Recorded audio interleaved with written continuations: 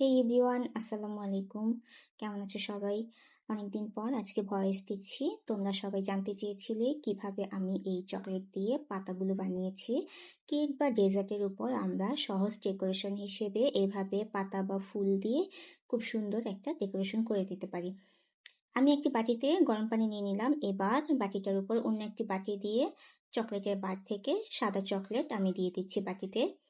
এবার চকলেটটাকে আমার গলিয়ে নিতে হবে। যখন চকলেটটা পুরোপুরি গলে যাবে, একদম লিকুইড হয়ে যাবে, তখন চকলেটটাকে একটা পাতার উপর হালকা করে ব্রাশ করে দেব। অবশ্যই পাতার উল্টো দিকে আমরা ব্রাশ করে রেখে দেব। অন্য একটি পাতাতে আমি পুরো চকলেটটাকে দিয়ে কভার করে নিচ্ছি। হোয়াইট চকলেটটাকে একটু ভারী করে দিতে হবে এবং খেয়াল রাখতে হবে পাতার সব সাইডে যেন সুন্দরভাবে চকলেটটা বসে যায়। একদিকে উঁচু একদিকে নিচু এরকম যাতে না হয়, একদম লেভেল করে চকলেটটাকে পাতার উপরে কভার করে দিতে হবে। সেমভাবে আমি ডার্ক চকলেটও গলিয়ে নিয়েছিলাম এবং অন্য একটি শেপের পাতার উপরে আমি ডার্ক চকলেটটাকে এভাবে কভার করে দিচ্ছি।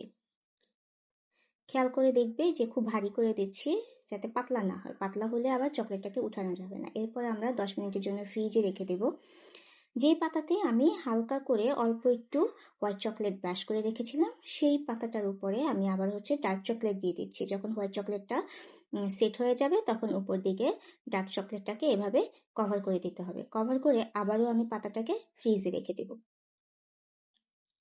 প্রায় 15 থেকে 20 মিনিট পরে আমি সবগুলো পাতাকে নিয়ে একটা একটা করে প্রতিটি পাতা থেকে চকলেটের পাতাটাকে আলাদা করে নিচ্ছি। এই যে আমি হোয়াইট চকলেটের পাতাটাকে আলাদা করে নিলাম। এবার ডার্ক চকলেটের পাতা থেকে পাতাটাকে আলাদা করে নিলাম। খুব সুন্দর হয়েছে না আমাদের চকলেটের পাতাগুলো? এবার আমি জুঁই ফুলের যে পাতাটা ছিল সেটা থেকেও চকলেটটাকে আলাদা করে নিলাম। এভাবে করে প্রতিটি পাতা আলাদা করে নিলেই রেডি হয়ে যাবে আমাদের চকলেট দিয়ে তৈরি পাতা। সেমভাবে আমরা যে কোনো ফুলের উপরে বা অন্য যে কোনো কিছুর উপরে এভাবে দিয়ে কেক বা ডেজার্ট ডেকোরেশনের এই উপকরণগুলো তৈরি করে নিতে পারি।